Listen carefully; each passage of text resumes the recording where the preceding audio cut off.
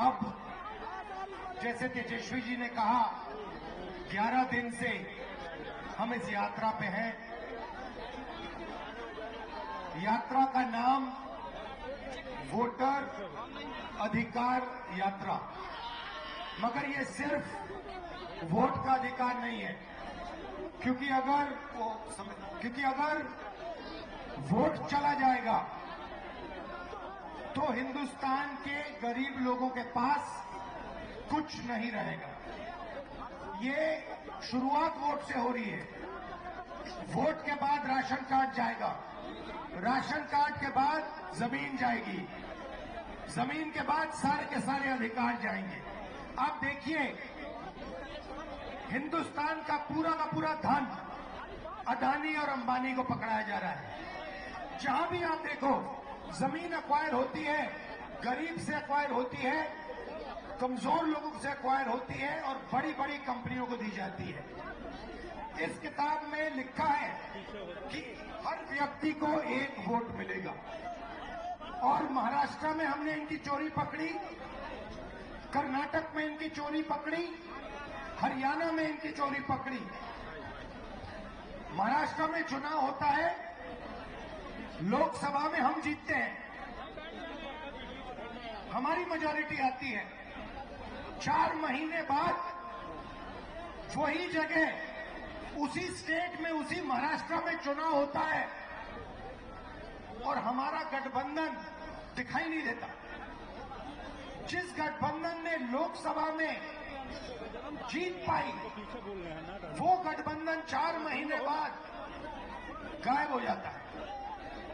हमने election commission से सवाल पूछा कि ये जो नए वोटर आए हैं, जैसे यहां पे 65 लाख लोगों को काटा है, जोड़ेंगे भी या ये मत सोचिए सिर्फ काट रहे हैं, ये जोड़ेंगे भी, फेक वोटर जोड़ने का काम भी करेंगे। वैसे तकरीबन 1 करोड़ फेक वोटर, 1 करोड़ लोग महाराष्ट्र में आए लोकसभा के बाद।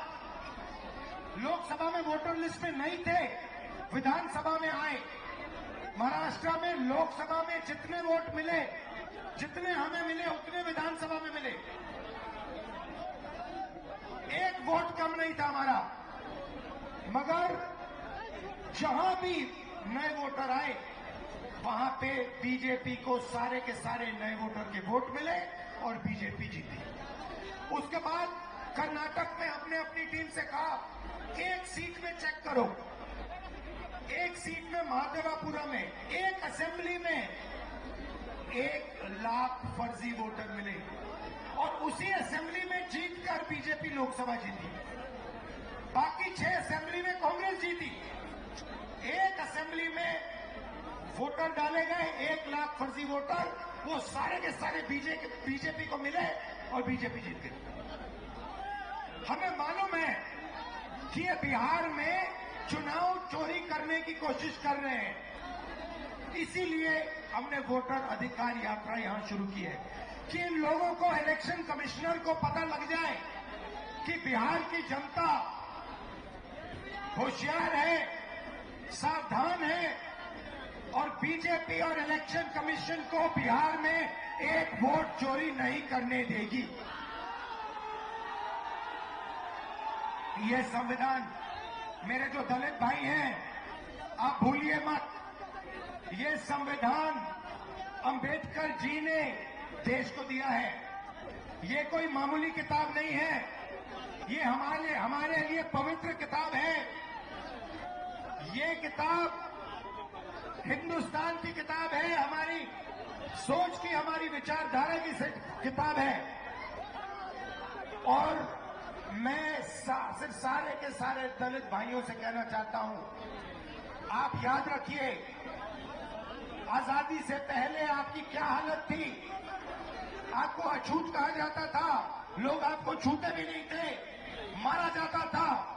जो भी आपको अधिकार मिले हैं, जो भी अधिकार आपको मिले हैं, संविधान के कारण मिले हैं, संविधान ने आपको अधिकार दिए। और ये बीजेपी के लोग ये सारे के सारे अधिकार आपसे और ईबीसी से और पिछड़ों से छीनना चाहते हैं। भाइयों और बहनों, 65 लाख वोट कटे हैं। लिस्ट निकालिए और देखिए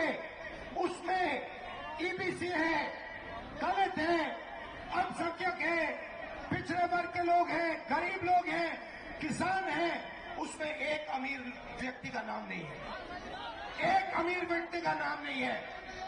वोट चोरी ये गरीबों से कर रहे हैं क्योंकि ये आपकी आवाज को दबाना चाहते हैं। और मैं स्टेज से आपको कहना चाहता हूं, ये आपकी आवाज को कभी नहीं दबा पाएंगे। हम आपके साथ खड़े हैं।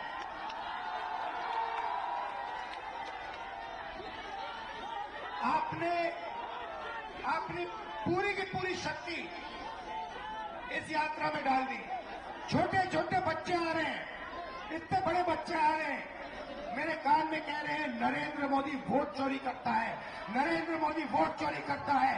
वोट चोर, गति चोर, वोट चोर, वोट चोर, वोट चोर। अब देखिए, कर्नाटक में हमने सबूत देके दिखाया है कि बीजेपी ने चोरी की है। उससे पहले मैंने नहीं बोला कि बीजेपी और इलेक्शन कमीशन चोरी कर रहे हैं, मगर सबूत के बाद मैंने बोला है। और अब मैं आपको बताना चाहता हूं, और अच्छी तरह बीजेपी के लोग जो ज्यादा चिल्ला रहे हैं ना, आप अच्छी तरह सुन लो। हमने अभी सिर्फ कर्नाटक का सबूत दिया है, हम आने वाले समय में लोकसभा का सबूत देंगे, हरियाणा का सबूत देंगे, बाकी प्रदेशों का सबूत देंगे और ये साबित कर देंगे कि बीजेपी आरएसएस वोट चोरी कर कर चुनाव जीतती है।